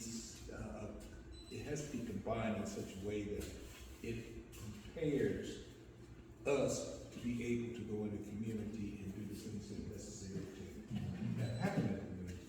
You talk about going, when I was doing crisis, I went to a park, here's a policeman, said there's a park, with a gun, and said against that. So, those are the type of things I went into another place. Man had dug his way under a playset, and we had to call the events and get the police to get him out from under that playset and get him into treatment. But, and you're saying, well, that's probably a low income. No, these were not low income communities. We had in the state of Maryland, there were 7 cases of sexual abuse within homes. Not in lower income. Upper middle class. It's homes that you would buy out. Oh, I would love to live in that big home. That's what the stress is. Yeah, because we have to understand it's not the home. Sometimes the home is the facade of what something is. Yeah. I know at my intern, I served with the police department. I have both clinical and educational certificate. And for the clinical, I work with the police department, and we work with gang members. I never was out in the street. I had no knowledge of this at all. And fear, you're talking about fear, yes, of the unknown. But we went. It's amazing what we learned. Those kids that were in those gangs, They just needed somebody to listen to what they had to say. Mm. And we had to be brave enough to walk up to them, you know, because we didn't know what was going to happen. But it was amazing what they had to say. Yeah, yeah, So we need to take that step. yeah. Sometimes it's an uncertain step, but sometimes it's a really Take good that step. step. I was listening to this Minister U version, the lady version. She was saying yesterday to include the youth within our churches. We've got to listen and respect them. Right. That's it. Need to be We said. don't need to try to tell them what to do. You know, listen and respect them. And then they expect you. I used to go to children with instruction, direction. That's old school. He doesn't want to do what us did. When you talk about addictions, you talk about some of the things that are out there in addiction.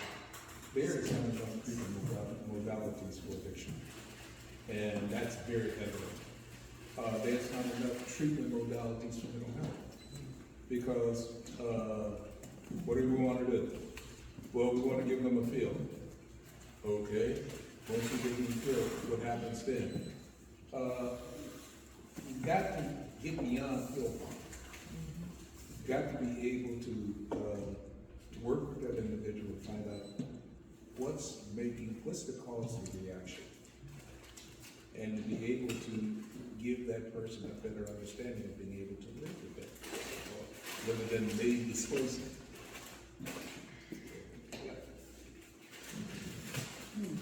And all the communities need to start talking about it. Okay, we need to take a break because the lady from Johnson is getting one. Okay. Lunch is prepared. We bring the crate over to, you gotta do the prayer early this We morning. are ready. Yeah, Everybody offer prayer? So we go and eat. you did. You remember this morning I did a big Oh, prayer. okay.